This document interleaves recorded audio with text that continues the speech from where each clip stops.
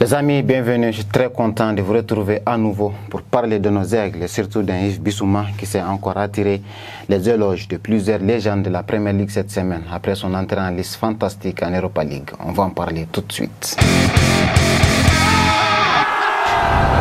Beaucoup de choses ont concerné nos aigles cette semaine. On va les aborder tout de suite dans la rubrique des infos croustillantes du jour.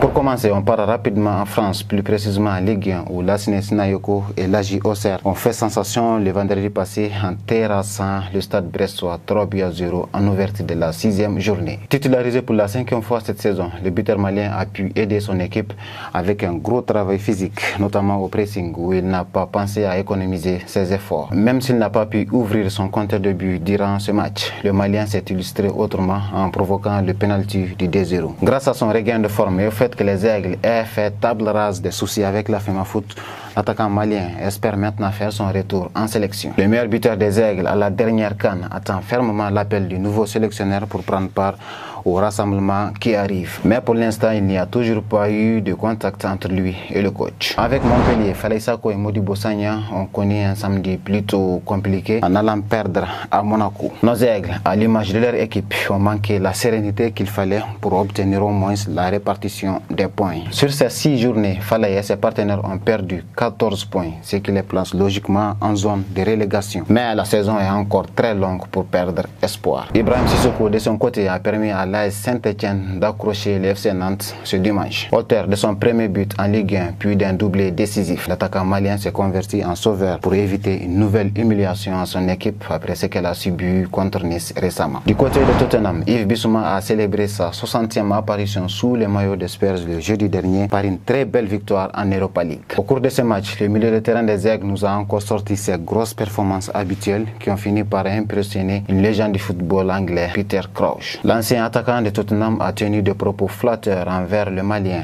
en affirmant qu'il a très peu vu de milieux de terrain comme Yves lorsqu'il est au top de sa forme. Ce week-end, le Malien n'a pas pris part au succès des siens sur Manchester United, mais il pourrait avoir 10 minutes ce jeudi lors d'un rendez-vous européen où il aura un certain Adama Traoré Malouda en face. Aujourd'hui, la mauvaise nouvelle nous est venue de l'Allemagne quand on a appris la blessure d'Amadou Haidara le samedi passé après avoir contribué au large succès des siens contre Augsbourg. Comme à son habitude, le Malien était dans son match en jouant le parfait sentinelle dans l'entrejeu, mais il a été contraint de céder sa place en seconde période pour blessure. Jusqu'à présent, le club allemand n'a pas sorti de communiqué pour signaler de quoi il souffre. Cela en dit long sur son état. Il se peut donc qu'il soit juste ménagé pour la réception de la Juventus Turin ce mercredi en Ligue des Champions. En Italie, Lassana Koulibaly et Lecce ont subi le regain de forme du Milan AC le samedi passé en encaissant une lourde défaite en ouverture de la 6e journée de Serie A. Le milieu de terrain malien était titulaire au centre du jeu. Il en est sorti avec une copie correcte, mais entachée quand même par cette défaite. Les amis, pour terminer, on va basculer dans le football féminin pour parler d'une perle malienne qui est en train de briller en France. C'est notre aigle du jour.